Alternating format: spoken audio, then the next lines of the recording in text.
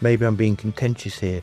The difficulty is the housing market appears to be at the whim of politicians. My personal view is that the housing market is not fit for purpose. When I bought my first house, the amount of the mortgage multiple that I needed to wages was significantly lower to that multiple now. Welcome to the All Things Property podcast with me, Simon Bacon of Preferential Properties. Every week, Ian Sadler and I will delve into all things property. We'll guide you through with friendly, no-nonsense advice. Ian, Simon. So following on from our last episode where we talked about the state of the housing market and our thoughts, certainly in respect of lettings, this episode of the podcast is going to focus on the sales market and what we see as where the market is now and what we think the market might be doing in the future. So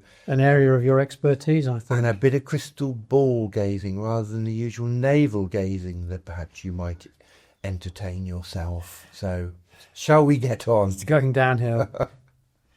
Where do you think the housing market is in respect of sales? Stagnating's too strong a word. I think treading water is a better one. I think it's reforming itself, and the next iteration will be maybe January next year, perhaps.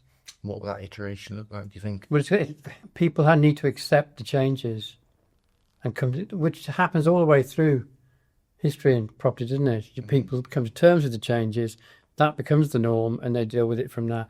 Not how it used to be or how they wish it was. It's as it is, and they get used to the fact that you can't put your property on the market for more than it's worth and say, let's try it £10,000 higher. You have to be realistic about it. And I think it's when this budget's done in November, people have December, January to think about it. So spring next year, I think it'll reform itself, perhaps. In what way? A more stable, realistic approach to it from vendors and agents. I have limited experience, but there are agents who are known to overvalue to get instructions, which I think is still an endemic problem. In fairness, that's the biggest bugbear that I have is, you go in to do a valuation and when you talk about the state of the housing market, my personal view is that the housing market is not fit for purpose. It's not fit for purpose in terms of the way that we sell property, the affordability of the housing market, and, once a sale has been agreed, how things move forward. Now, there is some talk, I think in the last week, the government have indicated that they want to revisit the whole conveyancing market, and there's talk of going back to, are we going back to the market of, that dreaded word of hips? But there has to be something that means that when a property is agreed, a sale is agreed, that there is a likelihood that sale is going to progress through to completion. And for me, that's, the whole British or English, I should say, housing market is in a real state of flux. My personal view, you hit on it. My personal view is people selling property have to be realistic. If they want to sell, they have to be realistic. And this age-old problem of agents going in order to get the instruction, they woo the vendor with a high price. It sits on the market, they get a few viewings maybe, and then the price gets reduced, same agent reduces the price, bang bang bang, until they get to a point where all of a sudden they start getting interest in it. And that, I think, is one of the fundamentals with the housing market. And I think that's fine in a market that is going up, but we're in a market that is not going up. We're in a market where you have to value it correctly on day one, or it will sit there. And I think what I've seen is a lot of vendors have got very frustrated with their properties not selling, and therefore they have taken it off the market. The budget and the implications around tax and capital gains and all that sort of stuff, stamp duty is impacting the market. The length of time it takes for a sale to complete is another issue in the market. And for me, fundamentally, the whole issues around the market are there is no real joined up thinking by the government in terms of their strategy for housing. They talk about building all these new houses, but they're not meeting that target. Have they ever? No, they haven't. They make the housing market, from my experience, and I've just sold property. I found it a dreadfully painful experience, and I'm in the business. You rely on an agent to give you a good valuation, and the difficulty is there is so much information on the internet nowadays around what your property is worth, but you can't beat somebody coming in. We've touched on this before in previous podcasts. Someone coming in, looking at the property, understanding the local area, understanding the issues around that particular property, and pitching it at a value that is reflective of market conditions. If you get that right, you will sell your house. If you don't, then it will sit on the market. Same problems have been around for since time immemorial, haven't they? It's people want to hear that their house is worth the maximum. They're susceptible to agents telling them, I think we can push it up to so-and-so.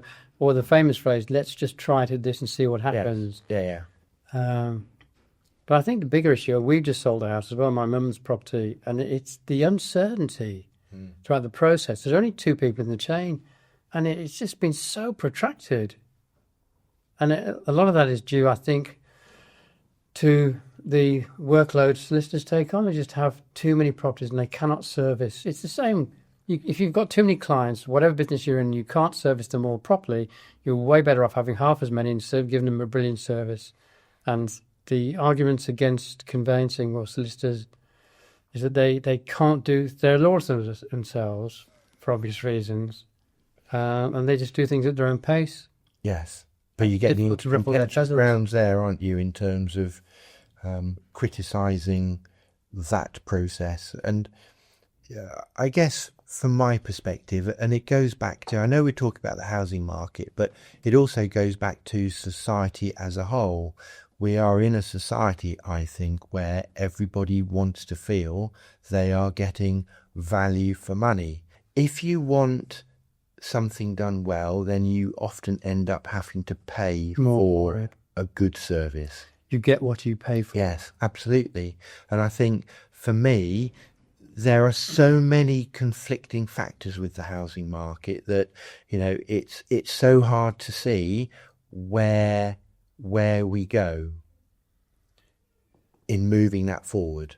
And I don't think anyone really has an idea as to how best to do that. It's a huge, unwieldy beast. And to get to grips with it is a lifetime's profession, I think. Yeah, but for me, again, maybe I'm being contentious here.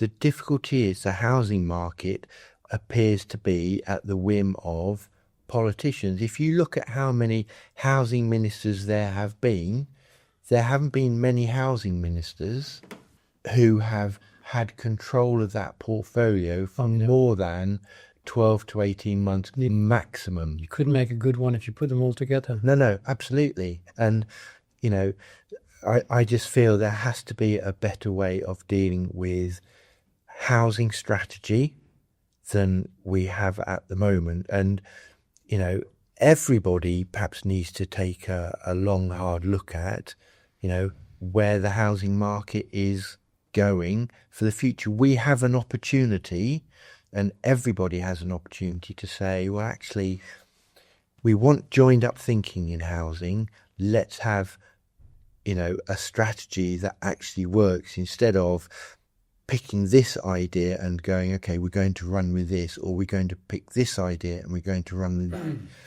It seems very disjointed. Well, the only way, in my opinion, you can make it work is that government ministers do not have the necessary experience in the housing market at the coal face. And the best way to do it might well be to put a group of people, call a committee, whatever you want to, of property experts who've been in the business a long time, have an objective experience view on the whole thing, and for once in their life, take the advice of somebody who knows what they're talking about, rather than giving advice from somebody who really doesn't know what they're talking about. But don't you get frustrated? I know I sit here and With politicians? Really frustrated, not just with politicians, but with, people who are formulating policy. They don't often seem to involve the people, like you say, at the coalface. Yeah. The people who, and I'm not suggesting they should ask me for my opinion, but Probably worth it. yes, it would be nice to feel that people who are in property could influence or could impact in a meaningful way the way that housing policy is developed. And, I guess then we come back to professionalisation of estate agents and qualifications, and that's a whole different episode and a whole different ball game. But there are people out there, I think, who could have a say in shaping future housing policy to make it more meaningful. That's very altruistic and admirable, but I just can't see that happening. No, I can't see it happening either. Maybe there's a politician in me.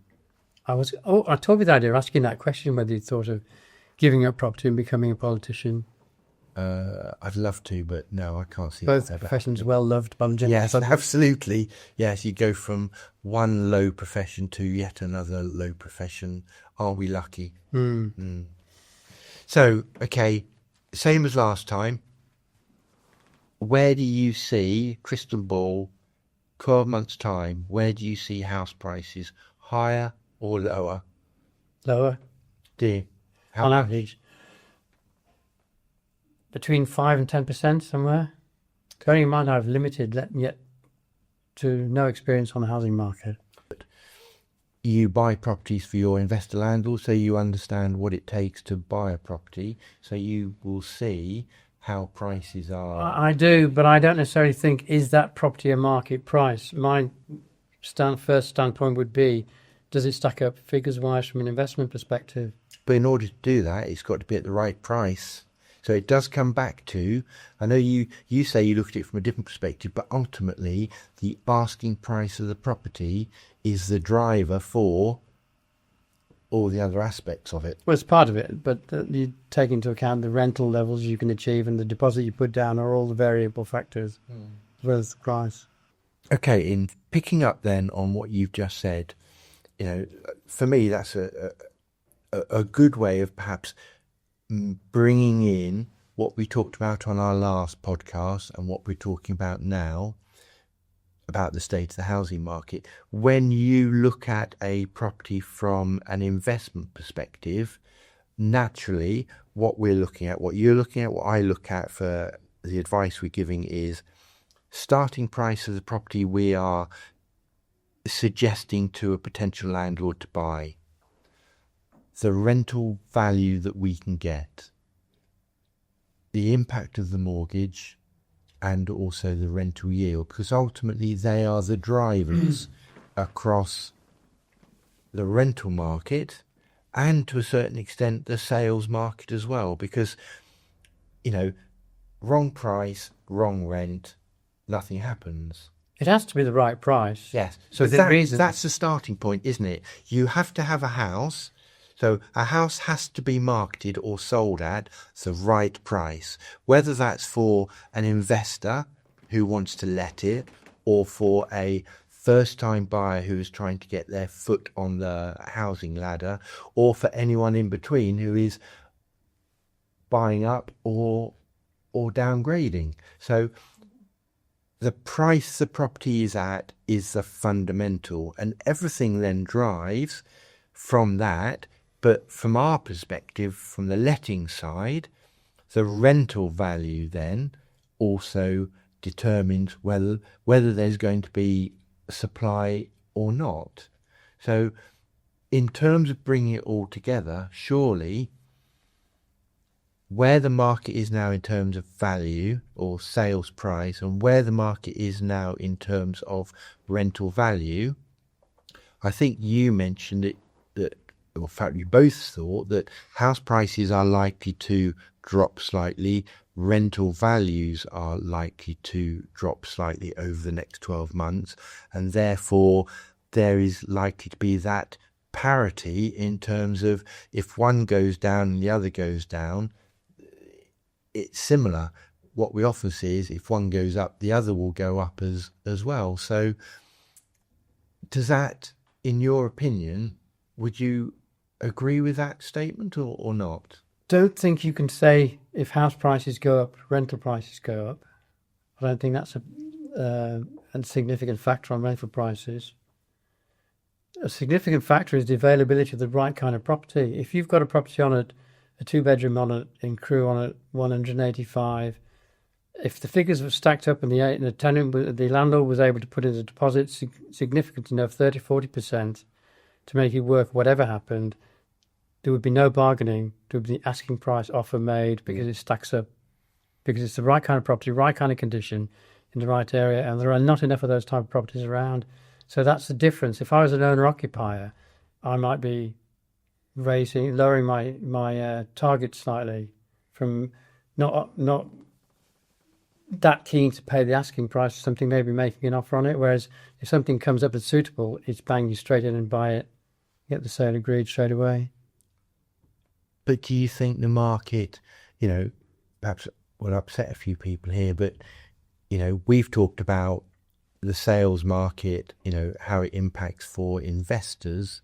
But what about the sales market for people that are non-investors, which ultimately is what there needs to be that balance, doesn't there, in terms of non-investors buying property. There's a lot of concern that if investors are buying. What slows the property market down? People not buying houses. And the people not buying houses, the reasons are mortgage rates are too high, the worries about stamp duty, the right kind of property not available. Although the important factors are in line, then the property market will re-stimulate itself. Yeah, no, I agree. And deposits, lenders are still, you can still get deals on 5-year fixed at reasonable rates for first-time buyers, but mortgage rates generally are still probably too high to regenerate a significant stimulus to the housing market. And that would be important for rates to come down. Yes, but you look, when you look at the housing market, I remember, and this is, going back a long time, when I bought my first house, the amount of the mortgage multiple that I needed to wages was significantly lower to that multiple now. So you think, how on earth are people getting on the ladder, and are we moving from an aspirational housing market where people aspire to be homeowners or not? No, I don't think we are as aspirational as we used to be. I think people base their choices on their lifestyle, their job circumstances. So that in itself will surely have an impact on the housing market. It'll slow down. Until prices are affordable, the house price, the housing market will not be as buoyant maybe as it was, which means that there's more emphasis then on the rental market. And then we get into, the topic we have talked about and will continue to talk about going forward is, how do you meet the housing needs of everybody? If you knew the answer to that one, you'd be rich and famous. Neither of which I have. Good. A good point to finish, I feel. Right, I agree. Thank you for listening to the latest episode of All Things Property.